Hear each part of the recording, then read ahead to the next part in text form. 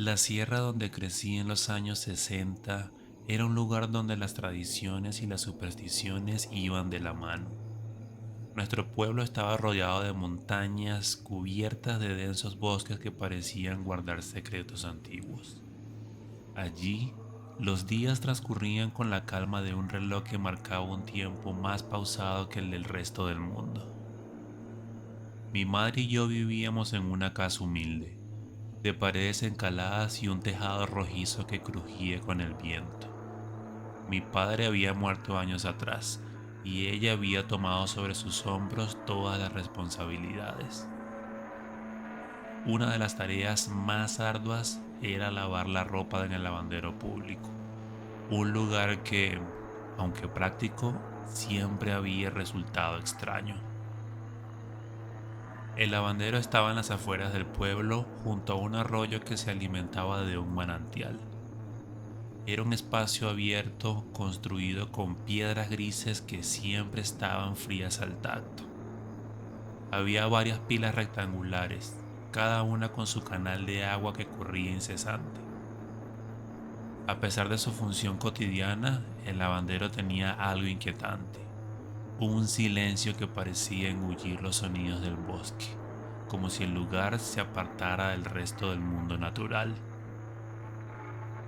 Esa tarde el aire olía a tierra húmeda y hojas secas. Yo tenía alrededor de 7 años y me entretenía recogiendo moras de un árbol cercano mientras mi madre frotaba la ropa contra la piedra. La rutina era siempre la misma. Ella lavaba, yo jugaba y después volvíamos juntos a casa cargando el cesto de ropa limpia. Sin embargo, ese día fue diferente. Mi madre, mientras revisaba las prendas, soltó un suspiro exasperado. Ay, niño, olvidé el jabón, me dijo. Luego, mirándome con una mezcla de preocupación y prisa, añadió, no tardaré, quédate aquí y no te muevas, ¿entendido? Yo asentí, acostumbrado a obedecerla. Aunque el lavandero nunca me había gustado, no quería contradecirla. Y mientras ella se alejaba por el sendero, el crujido de sus pasos entre las hojas secas fue apagándose hasta que quedó en completo silencio. Me senté en una banca de madera bajo la sombra del árbol de moras. A lo lejos, el sol empezaba a teñir el cielo de tonos naranja y las sombras se alargaban sobre las piedras del lavadero. Fue entonces cuando noté a una anciana que había llegado sin que yo me diera cuenta. Era una mujer delgada y encorvada, con un pañuelo oscuro que le cubría el cabello y un vestido negro que parecía demasiado grande para su cuerpo.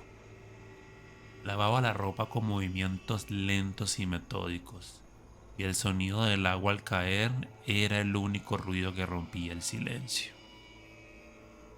No sé por qué, pero no podía apartar la vista de ella. Sus manos nudosas y delgadas parecían más huesudas que humanas, y a cada momento me daba la impresión de que los dedos iban a desprenderse de su piel marchita. De repente, la anciana dejó de frotar la ropa. Sin mover el cuerpo, giró su cabeza hacia mí. No sé cómo describir esto sin que parezca una exageración, pero lo que vi en ese momento me heló la sangre. Sus ojos eran negros como la noche, carentes de toda vida. Su boca se torció en una sonrisa que no tenía nada de humano. Y luego, con un movimiento antinatural, su cabeza giró por completo, 180 grados hasta quedar al revés. Intenté gritar, pero el sonido se quedó atrapado en mi garganta. Mis piernas no respondían, como si el miedo hubiera convertido mi cuerpo en una piedra. La anciana comenzó a reír, y no era una risa común. Era un sonido gutural que parecía venir de las mismas entrañas de la tierra. Mientras reía, murmuraba palabras que no entendía, como un cántico oscuro que parecía resonar dentro de mi cabeza. Quise correr, pero mis piernas no me obedecían. Todo mi ser estaba atrapado en esa visión aterradora. Su rostro, que ya de por sí era grotesco, comenzó a cambiar. Las arrugas se hundieron aún más. Los ojos se ampliaron como si fueran pozos oscuros, y su boca se abrió en una mueca que parecía imposible para un ser humano. ¡Corre! Escuché una voz que no era la de ella, sino algo dentro de mí que me suplicaba que huyera. En ese momento escuché el sonido de pasos apresurados. Era mi madre que regresaba con el jabón en la mano. Cuando llegó hasta mí, debí parecerle un espectro. Estaba completamente pálido y con los ojos llenos de lágrimas. ¿Qué pasa, mi niño?, preguntó arrodillándose frente a mí y tocando mi rostro. Señalé a la anciana, pero para mi horror ya no estaba allí. La pila donde había estado lavando estaba vacía y el agua seguía fluyendo como si nada hubiera ocurrido. Entre sollozos le expliqué lo que había visto. La cara de mi madre cambió. Al principio pensé que no me creía, pero luego, con un tono de voz grave, dijo: esa mujer que describiste, esa no es una anciana cualquiera. Me llevó a casa rápidamente y esa noche me contó una historia que nunca había oído. Hace décadas, muchos años antes de que yo naciera, había vivido en el pueblo una mujer conocida como Doña Adela. Era una anciana solitaria que rara vez salía de su casa, excepto para ir al lavadero. Las pocas veces que hablaba con alguien, sus palabras eran enigmáticas y extrañas, como si hablara en un idioma perdido. Con el tiempo los rumores comenzaron a circular. Algunos decían que practicaba brujería, que usaba el lavadero no solo para lavar la ropa, sino para hacer rituales con el agua del manantial. Otros aseguraban haberla visto recolectando hierbas bajo la luna llena y susurrando palabras que nadie entendía. Una noche, según contó mi madre, un grupo de hombres del pueblo decidió confrontarla. Convencidos de que su presencia traía desgracias, irrumpieron en su casa. Nadie sabe exactamente qué ocurrió esa noche, pero al día siguiente, el cuerpo de Doña Adela fue encontrado en el lavadero.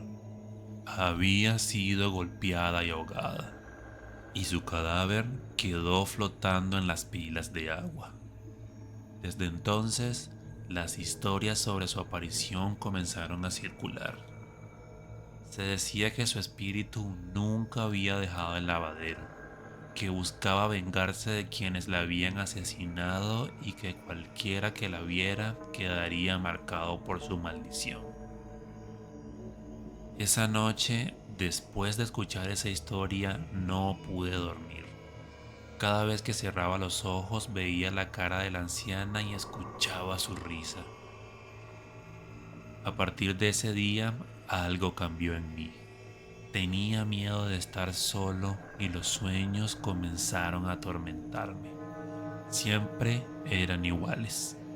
El lavadero, la anciana y su rostro desfigurado acercándose a mí mientras murmuraba esas palabras incomprensibles.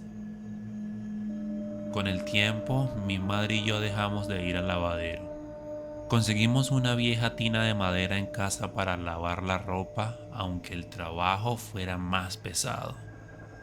Mi madre también empezó a evitar hablar de lo ocurrido, como si el simple recuerdo pudiera traer algo oscuro. Pero los rumores persistían. Otros vecinos aseguraban haber visto a la anciana en el lavadero, especialmente al caer la tarde. Algunos decían que habían escuchado su risa en medio del bosque, mientras que otros afirmaban que el agua del lavadero a veces se tornaba oscura y olía a sangre. Años después, cuando ya era un adulto y había dejado el pueblo, me encontré con un hombre mayor que también recordaba la leyenda y me dijo algo que nunca olvidaré. Esa anciana no busca venganza, busca a alguien que la acompañe por siempre.